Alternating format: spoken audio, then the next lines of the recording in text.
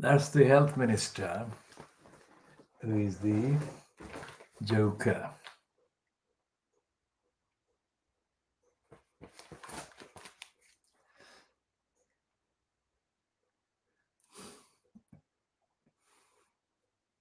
And the Murdoch Times, of course, Murdoch scum, of course, has an angle to do with the bed.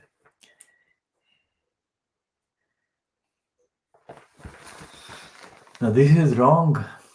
This is not about saving the NHS. That's the Beaverbrook poisonous Boris peddling, lying daily suppress of the truth.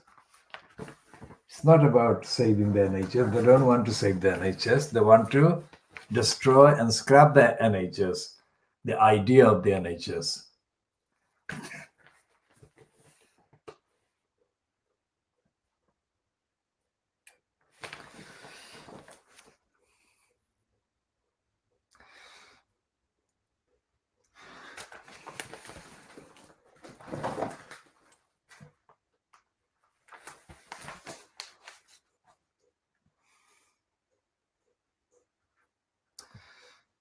So the north that has been targeted by the Johnson lockdown is the north that turned Brexiteer. And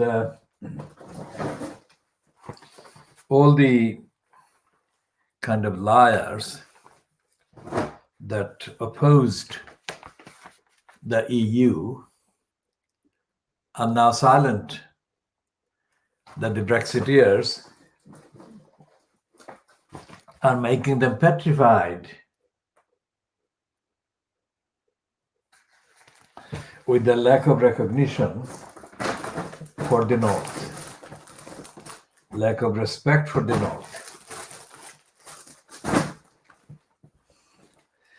So we've got a total lockdown in terms of the emptiness of politics in Fleet Street papers today. There is no politics. It is not evidence, and it's not journalism.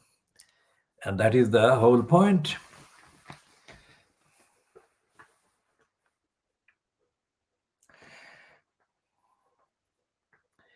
And how is this possible? That the, quote, nation, by which the mean, within quotation marks, the United Kingdom, has been split in three. How can the same nation be split in three if the same nation is being served by the same kind of democratic government? Well, the answer is no. The answer is no again, because there is no democratic government in place. And there is a piece of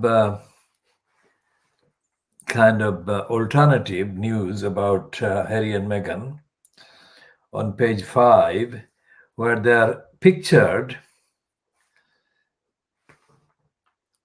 with a picture of picture on a sofa, apparently, and the photograph behind them is a photograph of Malala Yousafzai, the Nobel Prize awarded teenager from Pakistan. And this is hilarious, because while they're doing this kind of predictable promotion of themselves against the image of Malala Yousafzai, there is no hint in any of the copy accompanying that photograph or photo shoot, or in the narrative that they are following, about the millions, not one, millions of children across Africa and Asia being denied education, deprived of education. So why they are kind of justified in getting on the bandwagon for Malala Yousafzai, that the image has been constructed by the descendants of T.B. Macaulay. The point is that Malala Yousafzai is only one of millions. She is in the spotlight as part of a direct kind of construction of the image that she has been now allocated. She's got the Nobel Prize. She received the kind of world-class treatment, caring treatment in the English hospital system. And also she was given a spot in the University of Oxford as an underage entrant. And of course, she got the Nobel Prize. Now, none of that carries with it the commentary about the role of the same forces and the states and the media in the West in creating millions of people's desperation and plight and denial of education and even rights of life, rights to life. Every day, even by the admission of the United Nations, uncounted numbers of children are being murdered, killed, brutalized, and of course, similar numbers are being raped and violated otherwise sexually. Malala Yousafzai only carries the flag of being like Macaulay's ideals in rejecting the culture of Pakistan and the Muslims. Muslims, that is the thing, a Muslim country. Afghanistan, Pakistan, Iran, these are all related to the Muslim country. And when they do the Malala Yousafzai spot, the media, I'm not talking about so much about Harry and Meghan because they are only playing a small part. And probably this one is a counter to yesterday's Sunday papers and Saturday's Sunday papers parading Harry's elder brother by 3 years, Wills, reportedly hiring the world's most glamorous women artists in his reported kind of bandwagon, jumping on David Attenborough's kind of bandwagon to save the planet. Now, the saving of the planet is a very urgent kind of cause, but to what extent the royal family and their behavior and their relationships are helping the effort to save the planet is seriously questionable, because they are not talking about the behavior of governments. They're not talking about behavior of elected officials across this country, the UK, where the daily toxicity created by household and personal individual waste is seriously deadly to destroy the entirety of the kind of surroundings, sea and land environment in the UK and more. And there is no system in place, there is no culture in place, there is no accountability system in place. So 2 days ago, I said that the United Nations needs to create a proactive program of accountability, enforcing, auditing, democracy, transparency, upholding personnel, several 100,000 people across the world to begin with. That is a concrete proposal that I have made in the last 2 days. And that takes care of both the protecting the environment beginning and also preventing hunger and poverty and famine and the need for seeking refuge and asylum.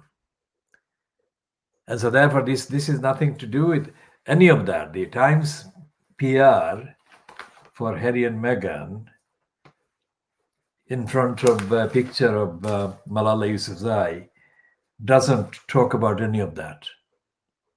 So this is not just Khoodeelaar campaign world exclusive diagnosis of lead street, but it is also world exclusive administrative action program that is being offered by this program, by this campaign. And this is the kind of quality that we have to aspire to achieve and maintain. This is Malala Yousafzai. That is her, and that is Meghan, and the other side is, of course, Harry.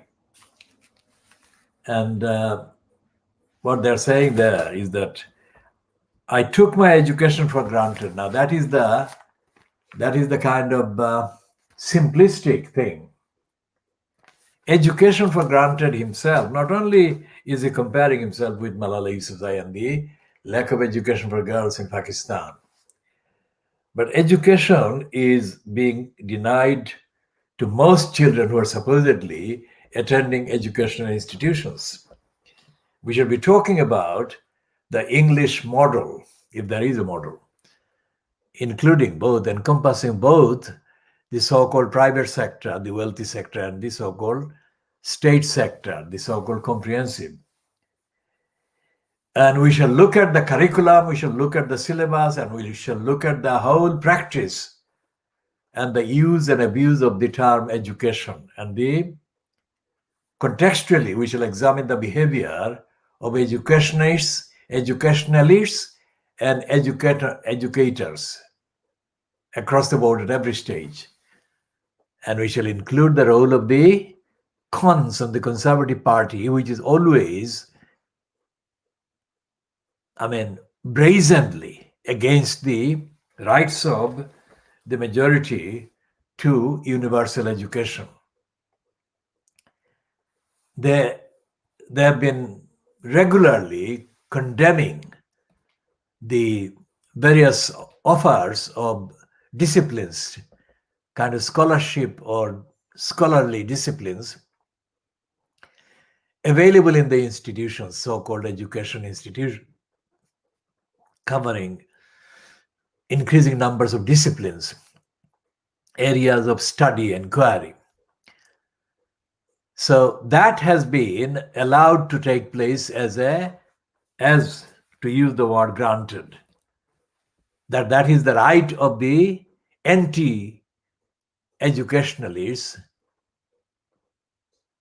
to have that right taken, enjoyed by them as for granted, that they can denounce the majority and they can denounce the basic rights, human rights. And in the month, let's say in the month, not calendar month, but it's the actual chronological month of the 75th year anniversary of the United Nations, all the declarations, including the local implemented kind of forms, the Treaty of Rome of 1950 and its various versions, subsequent versions, the universal right, the concept of universal right to a service or a kind of option or benefit or opportunity, that has been in the kind of recent history, let's say in the last 100 years, that has been directly caused by the founding principles and founding efforts behind the United Nations. And as I have been saying for the last few months on this one, but I have been saying it for decades elsewhere in writing, not on necessarily on videos. The United Nations is a good idea The ideals of the United Nations have not been implemented, practiced.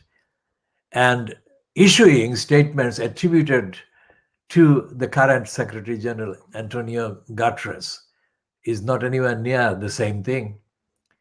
He is doing spinning and peddling himself with his smug face this week because of the World Food Program getting the quote Nobel Prize.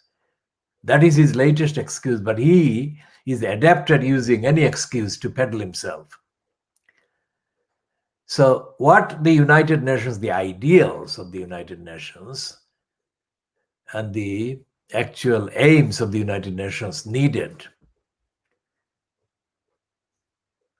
was the implementation of those ideals by the member states, which has not happened. And any factual, fact-based, evidence-based examination of the orientation and the kind of fetish and obsession of the so-called British liberal sides, including Liberal Party, or Liberal SDP, the Greens, etc., will show that the ideals of the United Nations have not been any more kind of advanced, advocated, or adhered to, let alone adhered to by the opposition. I mean, the collection of opposition now today includes, of course, the third largest group of MPs in the House of Commons in the UK, which is the SNP. SNP is as racist, as backward as the Labour Party, as the Conservative Party. So the United Nations ideals for universal educational rights that by suggestion Malala Yousafzai was fighting for and risked her life for, these ideals are being neglected by the very sponsors, the very people, the very British kind of establishment that are now making or have made a heroine of herself, Malala Yousafzai, because she's a kind of continuation of the empire kind of connection. And the fact that she has got a kind of home from home base in Birmingham in the Midlands, shows that the people, the migrant people, communities from Pakistan are part and parcel of the narrative about empire, that it is because of empire and imperialism that so many people from the subcontinent, so many people from the former so-called Commonwealth countries, which is another word for colonialism. Commonwealth and colonialism, same C that starts there. British colonialism and British Commonwealth. It is still called British Commonwealth. It's not the Commonwealth without the Britain at the beginning. So the colonialism continues, and this Malala Yousafzai kind of peace with the kind of continuing battle within the royal family between the two brothers only illustrates the complete incompatibility of the pretense with the practice. And the pretense is that they are for education, for universal education, but the practice is that they are not. And the idea that he's saying now, he's on the line now. Harry is being portrayed now as the kind of person who is recanting racism and imperialism and that sort of thing. But he has got 1 million years to go. If at that rate, he is seriously considering to be accepted as a serious practitioner of the rejection of racism. Because rejection of racism is not just a negative thing. It has to be turned into a positive, anti-racist world and societal view and human rights view. To what extent has either brother, not talking about these individual persons, because I recognize the trauma, they're still suffering, and they will suffer the rest of their lives over what happened to their mother. But they are not being seen as or presented by the British newspapers as the children or the two very traumatized sons of such a tragic mother, what happened to her. They are being seen as the kind of continuation of the royal family. These two children were not feeling royal when Brian, otherwise known as Charlie, told off their mother's brother, another Charles, that these two children had to walk behind the coffin of their mother in a long walk. And that is not something that they would have been bothered about, feeling about royalty. They were feeling a loss of their mother and the grief. And that incident that is now being reported highlights the very serious, toxic, poisonous atmosphere in the so-called royal family. And what happened to Diana and all the controversies and everything that attended her, surrounded her, are very real. And the fact that they are so real shows that this is not a family that can be cited as model citizens for the rest of humanity or rest of the country. And they have not. Even in the kind of overhyped promotion of Williams as the rescuer of the planet with these glamour girls, led by Shakira of Colombia, or Colombian and Lebanese kind of backgrounded person, there is no recognition of the United Nations. Because if there is one single institution or organization in the world today, it is the United Nations, with its ideals still unimplemented, but it is there, still there. And yesterday we talked about Ronald Reagan and how he destroyed the UNESCO organization, accusing it of being a communist kind of front. Let anyone who is watching this hear it from me that there is no such thing as communist plot, because all these communist or extremist plots are as nothing compared to the status quo that is exercised by all the bureaucracies in the states. And even the Chinese bureaucracy called Communist Party is not implementing the Communist Party's ideals, the communist ideals. So therefore, there is no communist conspiracy anywhere. The Chinese are using the label communist as a label, full stop. They are as ruthlessly anti-democratic as the counterparts in Washington or in any other part of the world, in the West, Moscow, Washington, London, Lisbon especially, after what they've been doing to the regional people in Spain. And the Spanish do not have a record of upholding human rights. They carried out serial genocides and massacres, and nobody talks about that. And that is the kind of context in which the United Nations becomes a very important, significant kind of possible reference point to right the wrongs of the world and to uphold the rights of the unnamed, uncounted girls and boys being denied education and human rights, both in Pakistan and across India and in Bangladesh and in the rest of Asia and Africa. And the rights of their counterparts, those children's counterparts, the refugee ones, endlessly being pushed around across Europe on their way to seeking refuge. Who is talking about their rights? Where are they? Who is counting them? How many of them have lost their lives, and how many are at risk of losing their lives? And how many of these children are being sexually abused, both as refugee seekers or refuge seekers, as well as while in transit across the continents of Africa and Asia?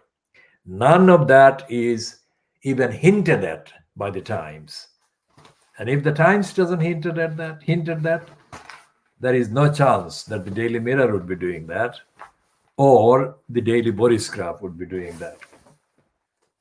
And the Boris Graph is unashamedly kind of declaring to the North that Boris Johnson is the king.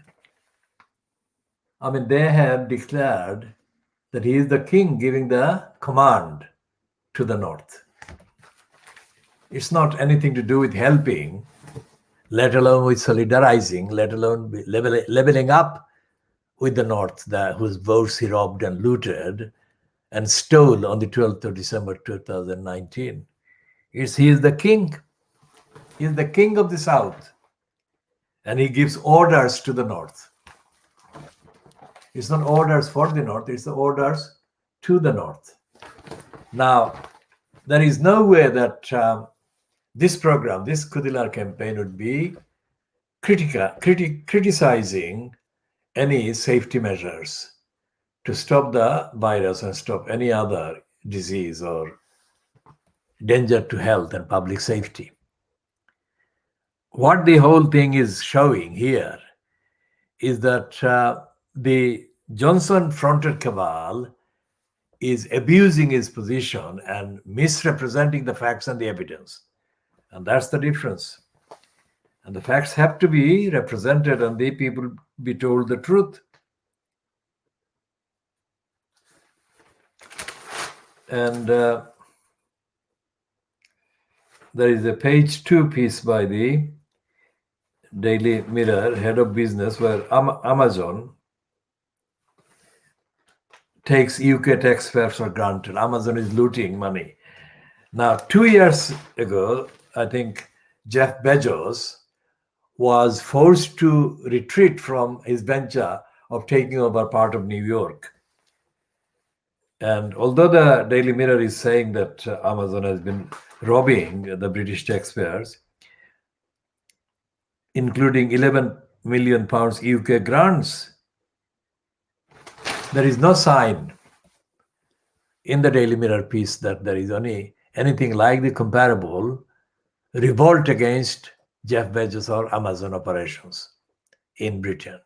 In fact, the Daily Mirror would not want such a revolt, because the Daily Mirror is as much reactionary, as much part of big business as the Sun, the Express, and other, the Boris Graph and the Times. So it's all a pretense. The Daily Express is not any different from the Daily Mirror, and the Daily Mirror is not any different from the Daily Express when it comes to the actual political agenda and the narrative. And even Kevin McGuire, who is overhyped as a stalking the corridors of power. I mean, this is a stupid sentence. There are no corridors of power that any journalist, so-called, can stalk or walk through. I mean, the whole place has been completely blocked off, and even before the lockdown and the blockage and the barriers, there was no corridors of power that any of them could stalk, because everything Kevin McGuire says and spews is completely third hand. And he's praising Lisa Nandi as the vegan warrior. Lisa Nandi, one of Labour's most compelling voices against Tory persecution. It's a complete lie. Lisa Nandi is not a compelling voice of anything. Lisanandi was a stooge against the alternative to the conservatives. And Lisanandi is one of the agents that the conservatives and the Brexiteers used with the aid and collusion and collaboration of the Fleet Street and the mainstream media in strategically and in particular context of about 3-4 months, forcing on the gullibles an image that lasted for as long as they needed it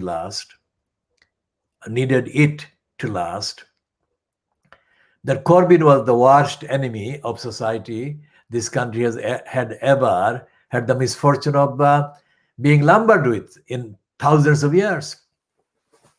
That is how they used Lisanandi. And Kevin Maguire of the Daily Mirror is guilty of that same crime because he was part of the anti-Corbyn demonizing program. Now, I don't have to say every time that any objective defense of Corbyn against this kind of demonization must be seen in the context of my own objective rejection of Corbyn as a leader. He was not a leader. But that doesn't take away his right not to be demonized the way he was. And that is the point I make.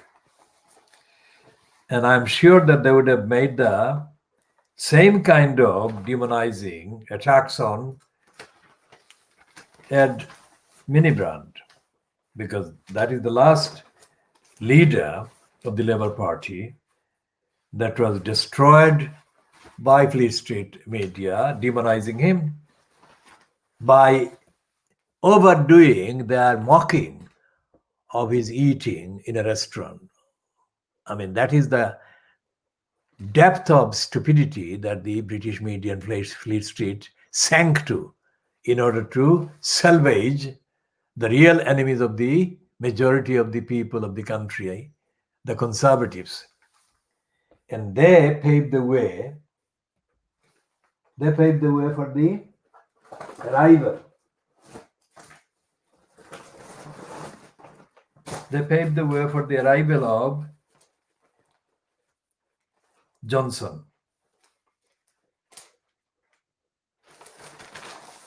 So what is happening here is that we have got no coherent narrative about the evidence, no coherent statement of what the government owes the people, no coherent evidential report or update on what is going on every day with the virus and how it is spreading and how the government is responsible and how the lack of accountability is really more responsible than anything else. And they're not talking about local kind of issues. The local councils demanding, I'm talking not about the northern local council, but local council generally, demanding more resources. That is fine.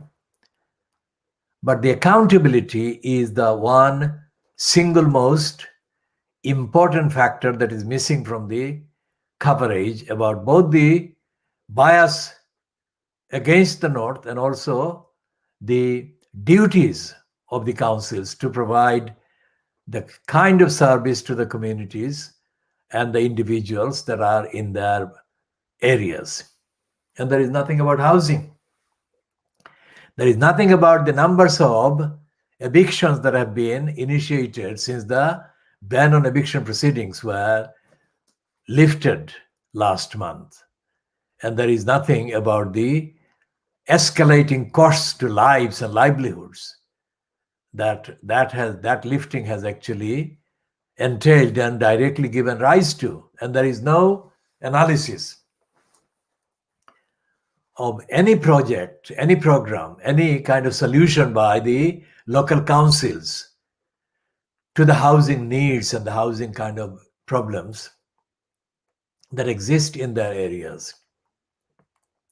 One reason being that housing crisis is caused directly by local councils as part of their financial brinkmanship and financial negotiating kind of thing for annual bidding.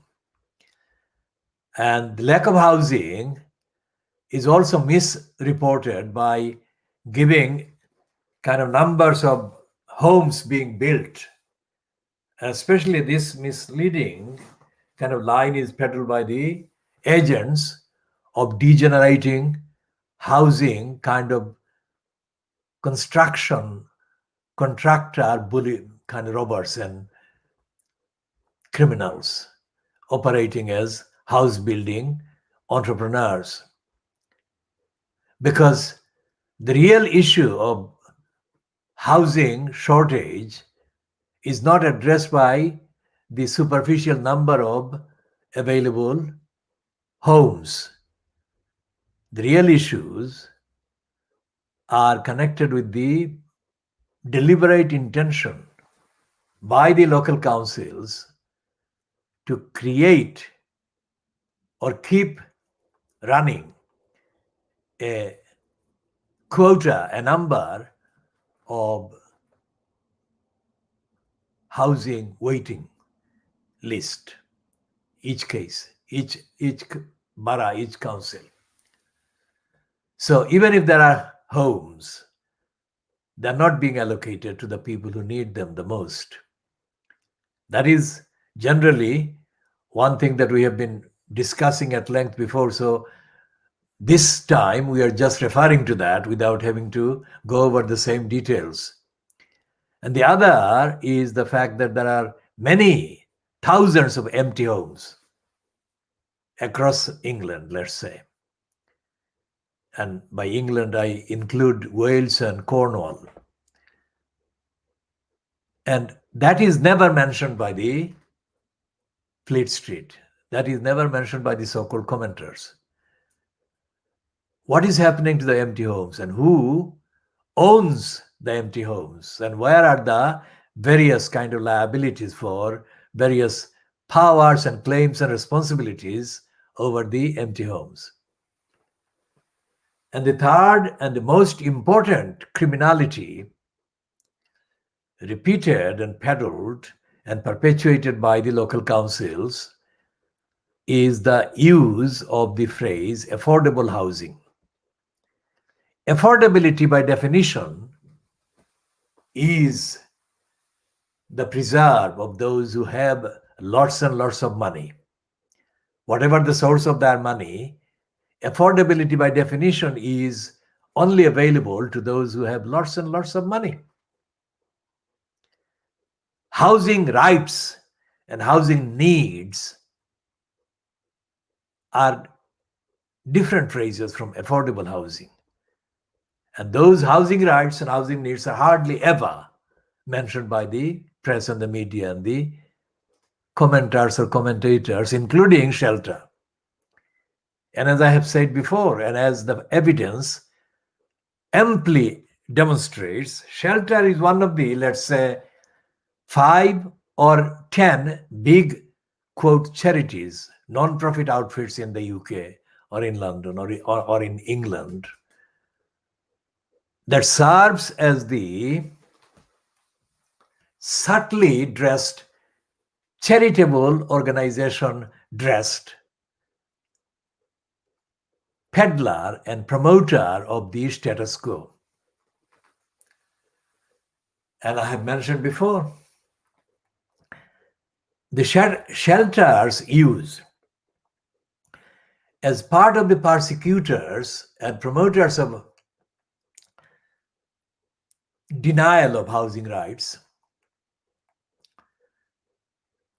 This role is played along with the likes of Polito and B. I mean, the grand dame at the Guardian, who is overhyped as the social conscious voice at the Guardian, which she is not. We shall continue this and other topics in the part B.